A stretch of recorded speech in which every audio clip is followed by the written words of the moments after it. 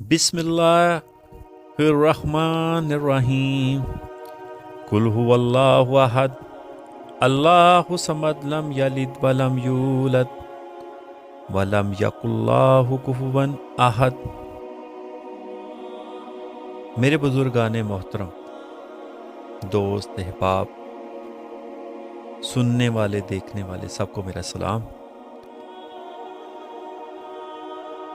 ये सिलसिला पिछले काफ़ी दिनों से शुरू है और मेरा मज़मून भी कुछ ऐसे मरहलों में है कि जिसमें हजूर सल्लल्लाहु अलैहि वसल्लम की शान बयान करना है। आपने पिछली दफ़ा सुना होगा कि ज़हूर की सबसे पहली तजल्ली को रूह कहते हैं, अक्ल कुल कहते हैं और इसी मर्तबा को कलमुल आला भी कहते हैं।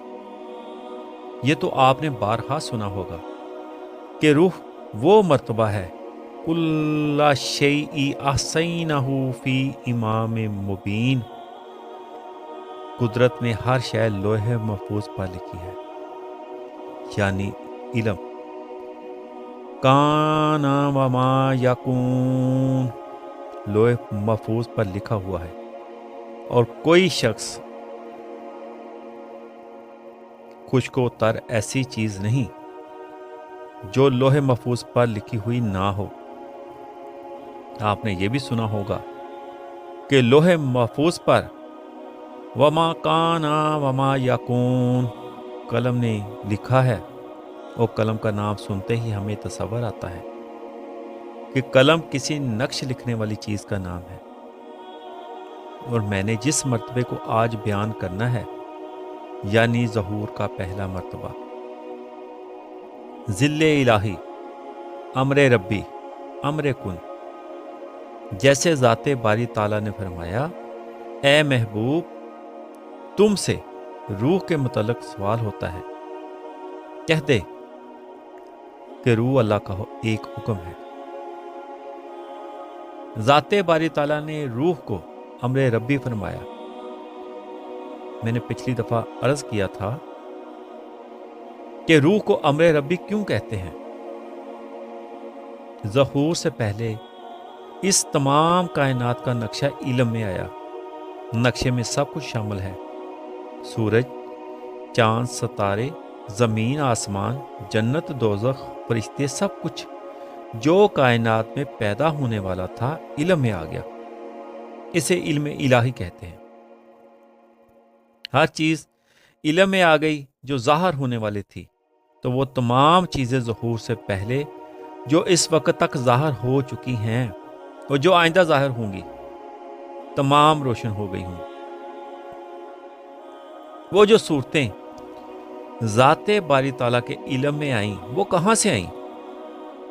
अल्लाह ताला का इल्म एक आईना है। शीशे के सामने जो चीज आए इसका अक्स सामने आ जाता है। ज़ाते बारी ताला में जो कुछ कुन्तु कंज़न मख्फियन होकर छुपा हुआ था, वो अल्लाह ताला के इल्म में रोशन और ज़ाहिर हुआ। जो ज़ाते बारी ताला में छुपा हुआ था इल्म में ज़ाहिर हुआ, इसलिए ज़ाते बारी ताला का आईना करार पाया। इसका ये मायना हुआ जो कुछ इल्म में आया वो ज़ाते बारी ताला में पहले ही मौजूद था, इल्म बाद में आया। तो अल्लाह ताला का इल्म ज़ाते बारी ताला का आईना हुआ और ज़ाते बारी ताला इल्म का आईना हुआ। इल्म ज़ात का आईना है और ज़ात इल्म का आईना है। इसका ये मायना नहीं कि वो दो चीज़ें हैं। जो कुछ ज़ात में छुपा हुआ था वो इल्म में ज़ाहिर हो गया। मालूम हुआ कि हम भी वहां थे। इसलिए बाज बुजुर्गों ने फरमाया है, बेसाख्ता कह उठे, हम इस वक्त भी मौजूद थे जब कुन का ज़हूर भी ना हुआ था। इल्म में आ गया, अभी कुन नहीं हुआ। वो तमाम सूरतें जो इल्म में ज़ाहिर हुई, जामी फरमाते हैं, मुमकन जतंग नाए अदम ना कशीदाए रख्त वाजब बजलवा गाहे यान ना नहादाए गाम। यानी आदम के तंग रास्ते पर सामान खींचना मुमकिन नहीं, लिहाजा वाजिब है कि इस ज़ाहरी जलवागाह में फूंक फूंक कर कदम रखो। दर हैरतम के ई हमा नक्शो नगार चीस्त बा लोहे सूरत आमदा मशहूद खासो आम। तर्जमा, मैं हैरान हूं कि नक्शो नगार क्या है जो हर खासो आम की शक्ल व सूरत में जलवागर है। सलूक हैरत का मकाम, सालक पर जूं जूं राज खुलते हैं वो हैरत में होता और फरमाते हैं, हर एक नहफ्ता लीग जमरात यक दिगर बर्दाश्ता ज जलवा एहकाम ख्वेश काम। हर एक छुपा हुआ है लेकिन हम एक दूसरे का आईना है। यहाँ अपने हुक्म से कदम उठाना ताकि मंजिल तक पहुंच सके। फिर फरमाया, बादा नहा जाम नहा आमद पदीद द जामे अक्स बादा दर बादा रंगे जाम। ज़ाहर होते हुए भी जाम और शराब दोनों पशीदा हैं। शराब में जाम का अक्स है या जाम में शराब का रंग ज़ाहर हो रहा है।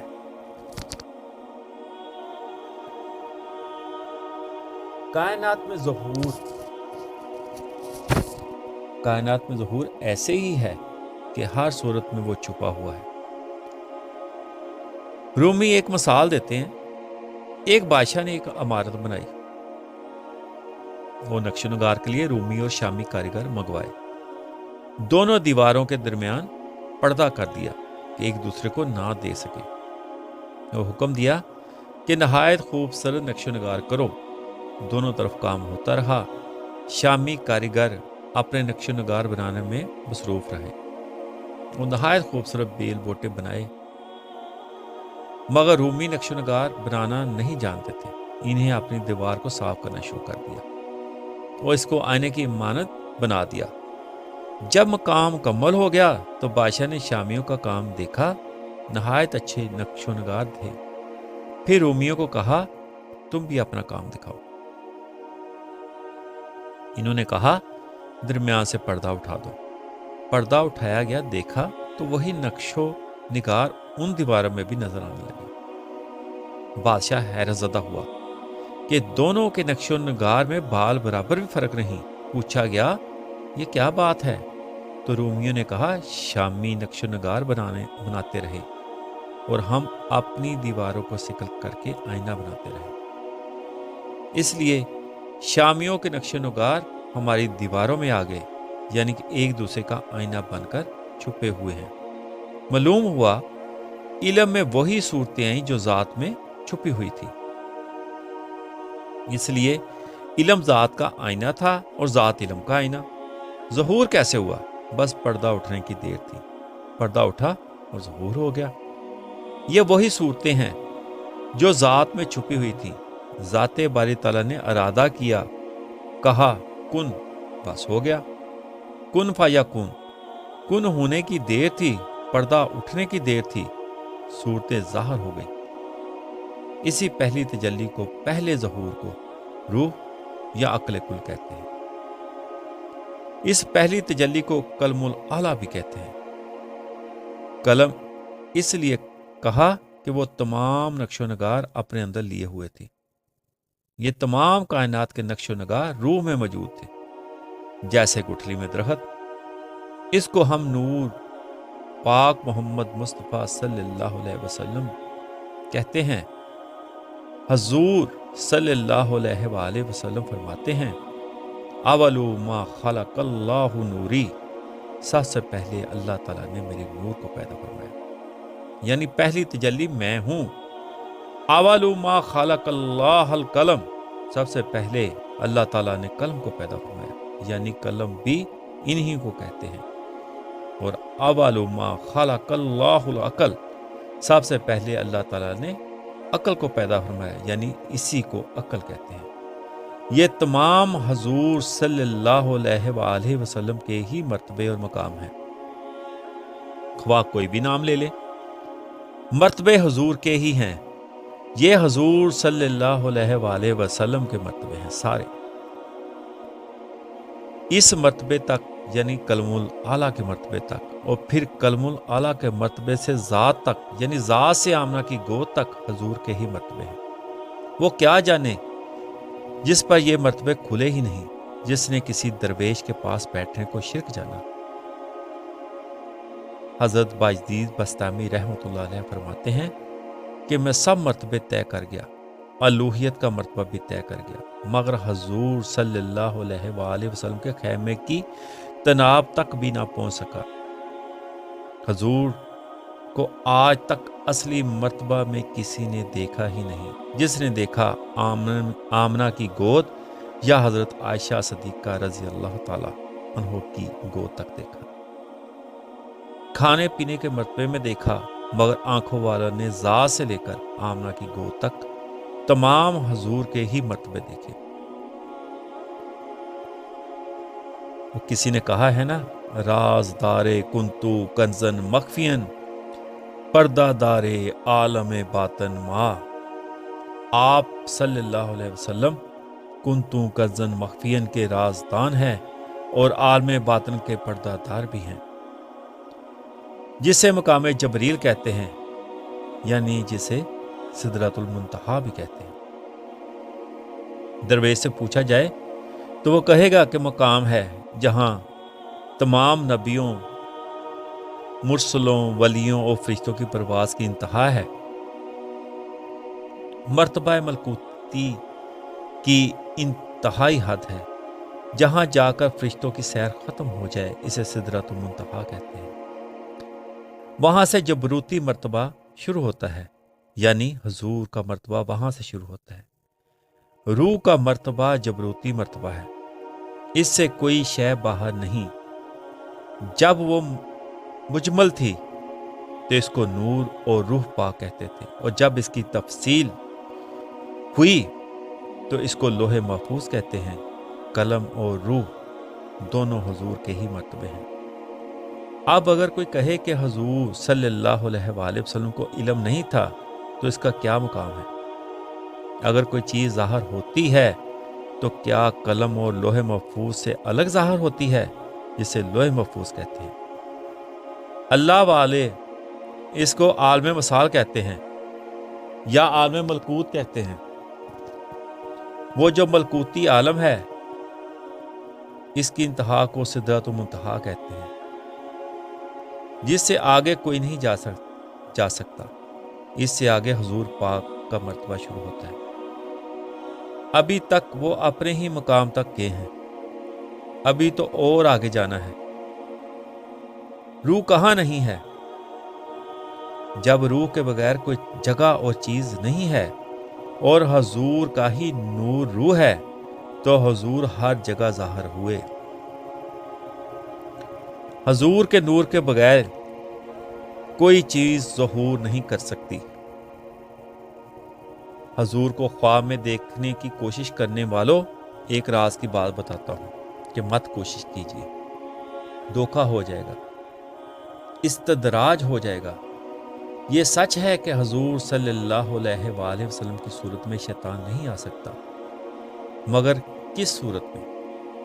वो जो मदीना पाक में मदफून है, मगर शैतान धोखा जरूर दे सकता है। बादशाह की खिदमत में हाजिर होना हो तो किसी ऐसे शख्स की जरूरत होती है जिसको बादशाह जानता हो, वरना हाजिरी नहीं हो सकेगी। दरबान ही रोक लेगा। जो पहचानता हो इसको साथ ले लो, इसका दामन पकड़ लो। हजरत बू अली कलंदर ने हजरत ख्वाजा निजामुद्दीन महबूब इलाही के एक मरीज से फरमाया कि तू कहता है कि मेरा पीर वली है, महबूब इलाही है, मगर मैंने तो इसको कभी भी बारगाह नबूवत में नहीं देखा। वह महबूब इलाही की बारगाह में हाजिर हुआ और अर्ज की। बू अली कलंदर ऐसे फरमाते हैं कि तो हुक्म हुआ बू अली कलंदर से कहना कि आज मुझे भी साथ ले चल। तो फिर वहां जाकर हजूर से पूछना। चुनाचा इसने जाकर बू अली कलंदर से कहा, आज मुझे भी साथ ले चल। और फिर वहां जाकर हजूर सल्लल्लाहु अलैहि वसल्लम से पूछना। चुनाचा इसने जाकर बू अली कलंदर से ऐसे ही कहा। وہ اس کو بھی ساتھ لے گئے۔ بارگاہ رسالت میں حاضری ہوئی تو اس نے حضور صلی اللہ علیہ وآلہ وسلم سے عرض کی، کیا میرے پیر محبوب الہی کہاں ہیں؟ تو حضور صلی اللہ علیہ وآلہ وسلم نے فرمایا کہ تیرے پیر کا مقام آگے ہے۔ آگے گئے تو وہاں بھی حضور کا دیدار ہوا، حاضری ہوئی تو عرض کی تو پھر حکم ہوا کہ تیرے پیر کا مقام آگے ہے۔ آگے گئے تو پھر حضور صلی اللہ علیہ وآلہ وسلم کی حاضری ہوئی اور وہاں حضرت محبوب الہی بھی موجود تھے، اور حضور صلی اللہ علیہ وآلہ وسلم نے فرمایا کہ تیرے پیر کا مقام یہ ہے، بو علی قلندر والا مقام نہیں، یعنی بو علی قلندر کی زیارت کا مقام اور ہے اور محبوب الہی کی زیارت کا مقام اور ہے۔ حضور کی زیارت کے بھی مقام الگ الگ ہیں۔ حضور جب سدرہ پر گئے تو جبریل نے معذوری ظاہر کی، وہاں حضور اپنے نور میں نور ہو کر سما گئے، سدرہ سے آگے چلے گئے۔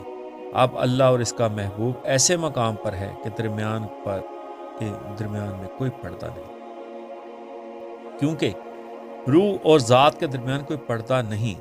حضور کے نور پاک کو ہی روح کہتے ہیں، اس لیے کوئی پردہ نہیں، کوئی حد فاصل نہیں، اس طرح نہیں جیسے برف اور پانی میں کوئی حد فاصل نہیں۔ کوئی ناپنے والا بتا نہیں سکتا کہ پانی برف میں کہاں تک ہے اور برف پانی میں کہاں تک ہے۔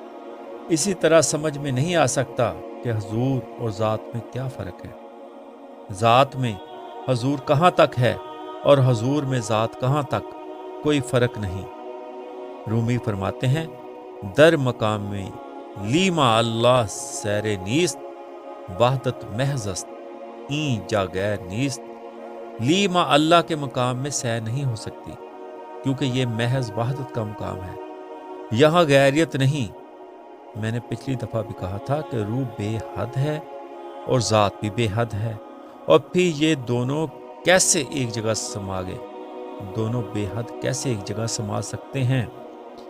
رب تعالیٰ نے خود ہی شرح فرما دی، قد جاکم من اللہ نور و کتاب مبین، اللہ کی طرف سے تشریف لایا ہے نور، وہی نور قدیم روح کی صورت میں آیا ہے۔ پھر اس کو یوں سمجھیے، اللہ نور السماوات والارض، اللہ زمین اور آسمانوں کا نور ہے، یعنی جب اس کی تفصیل ہوئی تو زمینوں اور آسمانوں میں وہی نور جاری و ساری ہو گیا۔ ہم تو کہتے ہیں کہ نور پاک تو صرف مدینے کی گلیوں میں ہے، باہر نہیں۔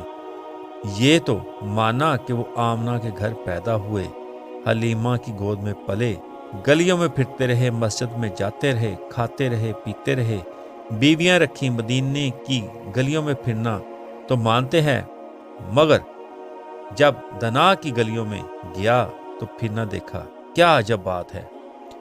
اوحیا الی عبدہ ما اوحیا کے مقام پر متجلا ہوئے، کعبہ قوسین او ادنا کے مقام پر سرفراز ہے، ما زاغ البصر وما طغا کے تجلیوں میں بستا ہے۔ یہ سب مراتب بھی تم مسلمہ ہیں۔ سدرہ سے آگے گئے جہاں غیریت نہیں، کعبہ قوسین او ادنا اوحیا الی عبدہ ما اوحیا ما زاغ البصر وما طغا، یہ سب بھی تو حضور کے مقام ہیں۔ یعنی اگر حضور کو دونوں مرتبوں میں مان لیا تو پھر مانا، ورنہ نہیں۔ اگر صرف زمین کے مرتبوں میں ہی مانا تو پھر نہیں مانا۔ مدینہ میں رہتے تھے، کھاتے تھے، پیتے تھے، جنگوں میں جاتے تھے، داں شہید کرواتے تھے، ہمارے ساتھ ہماری بولی میں باتیں کرتے تھے، مگر وہ بھی مرتبہ ہے کہ اللہ تعالیٰ نے فرمایا، اب نہ تم میرے محبوب کی بولی کو سمجھ سکتے ہو اور نہ ہی بیان ہی ہو سکتی ہے۔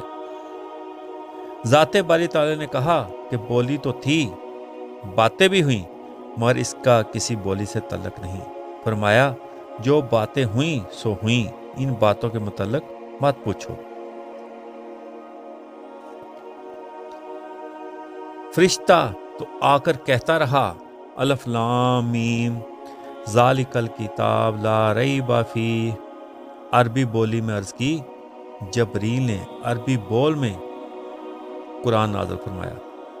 یہی قرآن ہے جو اللہ تعالیٰ نے عربی میں نازل فرمایا تاکہ سمجھ سکیں۔ ہم عربی زبان میں اس لیے باتیں کر رہے ہیں کہ تم سمجھو۔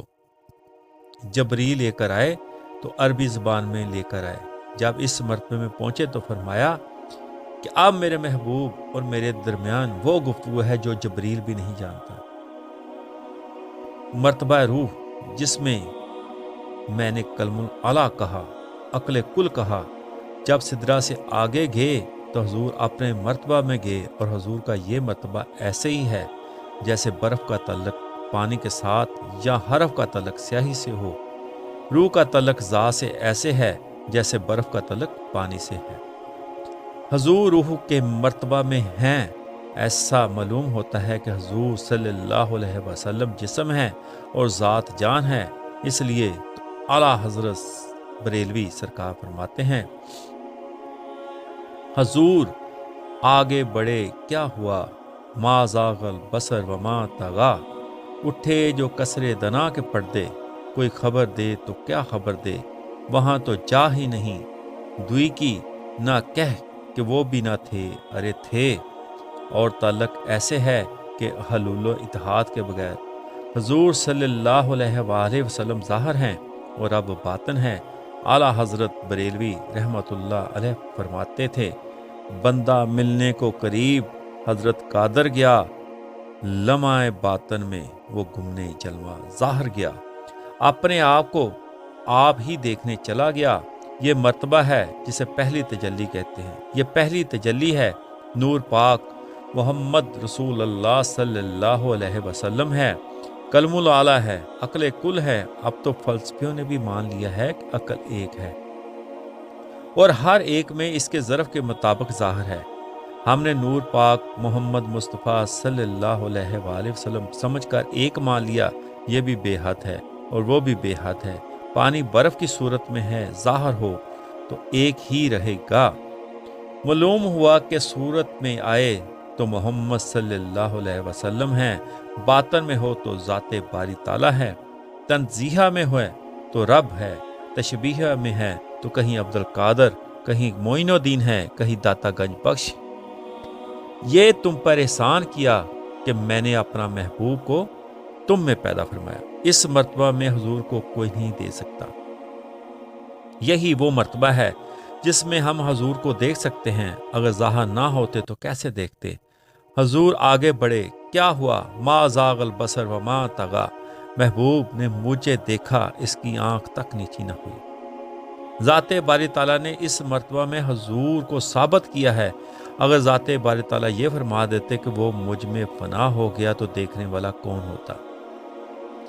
ایسے دیکھا کہ درمیان میں کوئی حد فاصل نہیں۔ یہ ایسے ہی ہو سکتا ہے جیسے برف اور پانی، برف بھی ہے اور پانی بھی ہے۔ برف کی صورت میں آنا پانی کی نفی نہیں کرتا، دونوں انوار مل گئے جیسے دونوں کمانوں کے گوشے، یا اس سے بھی زیادہ، جیسے برف پانی کے نزدیک ہے اور پانی برف میں ایسے سمایا ہوا ہے کہ برف نہیں ہے، پانی ہی ہے، کوئی غیریت نہیں، دوئی نہیں۔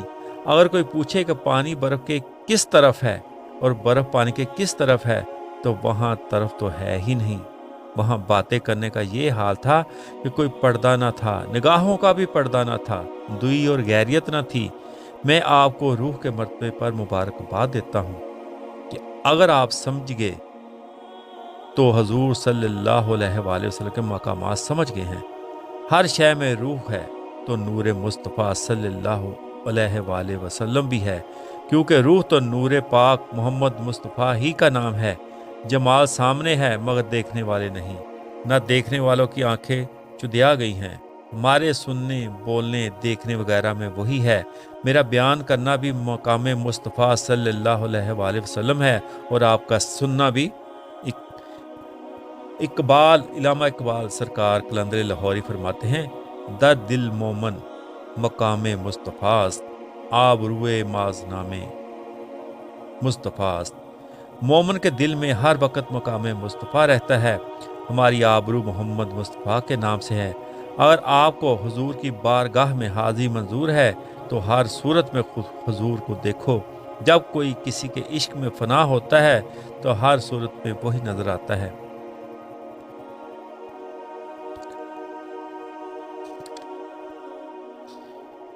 جب ذات باری تعالیٰ کی محبت کمال کو پہنچے تو جمال خود بخود ہو جاتا ہے، پھر ذرے ذرے میں وہی نظر آتا ہے۔ خدا تو ذرے ذرے میں اپنے محبوب کو دیکھے گا، مگر یہ بے ادب یوں کہتے ہیں کہ حاضر و ناظر نہیں۔ جس محبوب کو نگاہ چن لیتی ہے تو اس سے بہتر عاشق کی نگاہ میں اور کوئی نہیں ہوتا۔ جب میں اپنا محبوب انتخاب کروں تو اس کی ہر ادا مجھے پیاری ہے، اس کو اپناتا ہوں، پسند کرتا ہوں۔ اب ذات باری تعالیٰ نے اپنا محبوب چنا ہے تو وہ ذات مقام محبوبیت جس کو دیں گے اس کی رضا تلاش کرنی ہوگی اور اپنا مقام چھوڑنا ہوگا۔ اس لیے فرمایا جس پر تو راضی ہو جائے گا اس پر ہم راضی ہو جائیں گے۔ ہر ادا حضور کی وہ ہے جس کے لیے عمریں چاہیے، پھر بھی ایک ادا کو بیان نہیں کر سکتے۔ میرا ایمان ہے کہ حضور صلی اللہ علیہ وآلہ وسلم اسی طرح حاضر ناظر ہیں کہ جاری و ساری ہیں، تو پھر ہماری بزم کی شمع حضور صلی اللہ علیہ وآلہ وسلم ہیں، جان ہیں اور ہم پروانے۔ باقی انشاءاللہ یہیں سے اگلے حصے میں شروع کریں گے۔ اللہ سب کو عشق رسالت، عشق مصطفیٰ صلی اللہ علیہ وآلہ وسلم عطا فرمائے اور اس بیان کو سمجھنے کی طاقت فرمائے۔ وما علینا الا البلاغ۔